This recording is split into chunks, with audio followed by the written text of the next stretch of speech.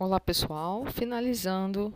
Agora sim, finalizando o livro do Fala Preto Velho, psicografado pelo Vanderlei de Oliveira, através do Espírito do Pai João. A gente tinha falado aqui na entrevista, né, sobre aquela receio ainda que tem é, referente à Umbanda, né? E aí como que o Pai João via isso? E ele comentou que via isso com respeito. O que acontece? Uma coisa é a pessoa ser apegada excessivamente a rituais e práticas exteriores e não mudar por dentro, que foi o que eu entendi do que ele quis dizer.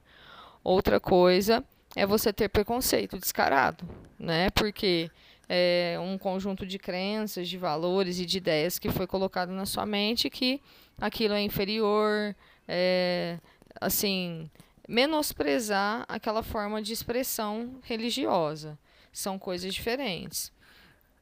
E ele fala que no plano espiritual não tem essa, né? Você não vai ser acolhido, melhor tratado ou qualquer outro adjetivo porque você é católico, é espírita, é testemunha de Jeová, não.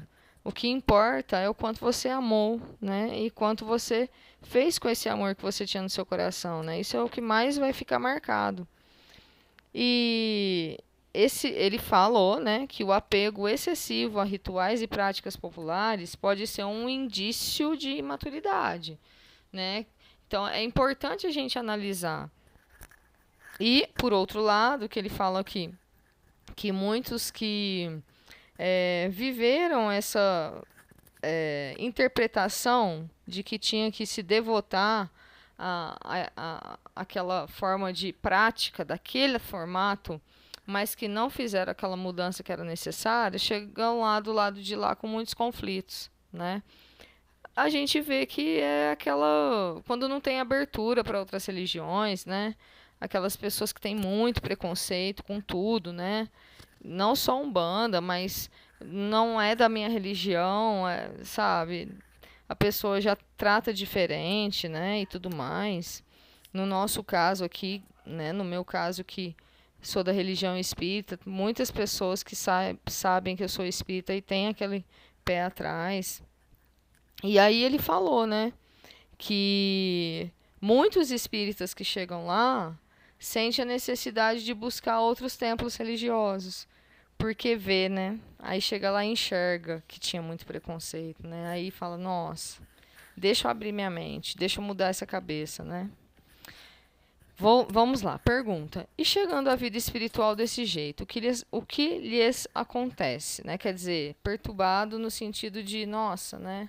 O que eu fiz, né? Tava numa ilusão. O pai João responde: pedem para mudar de religião. Pergunta: e qual escolhem? Resposta: a que mais lhes traz paz e a que mais os faz sentir Deus. Pergunta: então seria certo deduzir que existem muitos espíritas aqui no plano físico que não estão sentindo Deus e nem paz? Resposta: existe gente assim em todas as religiões. Trocaram Deus e a paz pessoal pela ilusória sensação de missionários da verdade. Então é o que a gente está falando aqui desde o começo. A gente não tem que amar mais o espiritismo do que as pessoas. As pessoas são mais importantes, né? Se um monte de coisa for, é, sabe, obscurecer a nossa visão, então deixe isso de lado e fique com as pessoas, né? Fique com o amor. Que nome dar a isso? Pergunta. Resposta: é a doença do preconceito. Pergunta: como definir preconceito? Preconceito é quando as diretrizes do comportamento são orientadas pela forma de pensar que polui a mente com crenças imaginárias a respeito do que significa a vida que nos rodeia. É a paixão por aquilo que acreditamos e que, em muitas situações, vai em direção contrária ao que sentimos na profundeza da alma. Então, geralmente é aquilo que eu falei aqui no comecinho, né? É um conjunto de crenças e valores que foram passados para a gente ancestralmente e que a gente tem aquilo enraizado dentro de nós, não só dessa vida, mas muitas vezes de outras. E aí a gente comunga com esse padrão, né? Só que, na verdade, o nosso sentimento não diz que aquilo está certo, né? Que esse preconceito está certo. Mas a nossa crença, ela mantém, né? Que ela é baseada o quê? Muitas vezes pode ser no orgulho, no egoísmo, na vaidade, no poder, na prepotência. E o preconceito contra pretos velhos, que existe a ponto de serem tratados como espíritos atrasados e inferiores. Musanfio. Se falar errado ou ser preto velho é um sinal de inferioridade, então eu sou inferior. E enquanto existir preconceito na Terra, serei propositalmente preto velho. Nego velho anda curvado com a mão nas costas, fala errado mesmo, e todo mundo entende na alma a mensagem do nego. Como eu já disse, nego está sendo útil sendo quem é. Os negros já são uma raça marginalizada na vida social terrena, mas parece que o fenômeno da exclusão continua para conosco, os negros espíritos. Verdade, né, gente? Enquanto houver preconceito, nego fará esse favor aos preconceituosos de testarem sua capacidade de amar os diferentes, estejam eles na matéria ou fora dela.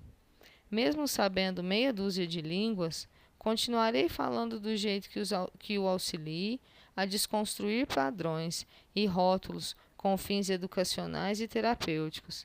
Aqui dá para a gente ter a dimensão da superioridade moral desse espírito, né? Quer dizer, imagine se ele quisesse se apresentar como ele é mesmo, né? Não que ele se coloca dessa forma justamente para afrontar o preconceito, né? Para mostrar que não é a aparência que importa, né? A pergunta que nego faria é a seguinte: falar certinho conforme as regras, ao usar um linguajar rebuscado, é garantia de superioridade espiritual? Estamos precisando mais de respeito do que correção linguística, Musanfio.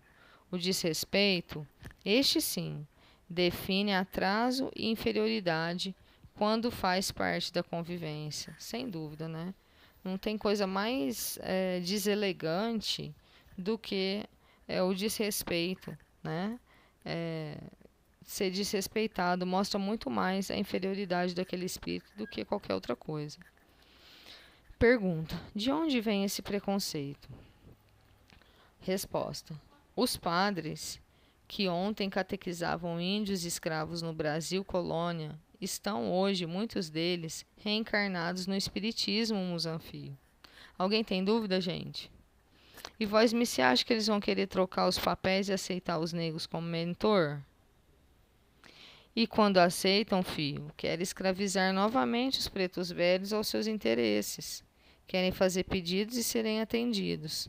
Muita gente acredita que preto velho é instrumento de solução de seus problemas e só lembra da gente na hora de querer ordenar alguma coisa em relação às suas vidas. No fundo, estão inconformados por dentro de os papéis terem sido trocados na história. Risos. Então é aquela ganância, né? Aquela, como fala, conveniência. Né? É conveniente ter um preto velho, é conveniente ter um mentor desse para satisfazer o que eu preciso, né? Então ele precisa me servir. É esse o pensamento. Não muito diferente de toda a nossa história, né? Sempre foi assim. Quer nos deixar alguma mensagem final nessa breve entrevista? Ao final, gente, chegou. Ó, Musanfio de Deus, tá na mão dos fios as ferramentas para arar o solo da vida. Que seria da enxada acomodada no canteiro promissor? Para melhorar a vida, toda sementeira espiritual pede ação, persistência e fé. Lança a mão da ferramenta afiada e confere força e importância a tudo aquilo que estiver em suas mãos e ao seu alcance. Abra-se para que a luz da honestidade ilumine seus passos com discernimento e plante a semente das boas realizações. Trabalhe com alegria para que a luz do dever cumprido brilhe em forma de energias que libertam e vitalizem sua plantação no bem. Acolha os exames alheios a respeito do que vós me cefais, mas aprenda a construir sua própria avaliação, em sintonia com a linguagem da alma. Amando a sua vida e as suas reais possibilidades, o tempo e a experiência vão trazer novos desafios e, igualmente, novos instrumentos de serviço e aprimoramento. Então, os caminhos novos chegarão com novos horizontes e respostas. A renovação vai arejar e tornar mais alegre a experiência de viver. Ame sempre. Essa é a melhor ferramenta que jamais pode faltar na obra que nos foi confiada diante da vida. Amor é a força de quem planta, colhe e se alimenta de paz e vibrações curativas. E falou-lhe de muitas coisas por parábolas, dizendo: Eis que o semeador saiu a semear. Semeei, semeei, semeei, Musanfio. Por entre a bênção de Deus e as graças benevolentes de Maria Santíssima, eu os abençoo com o meu coração.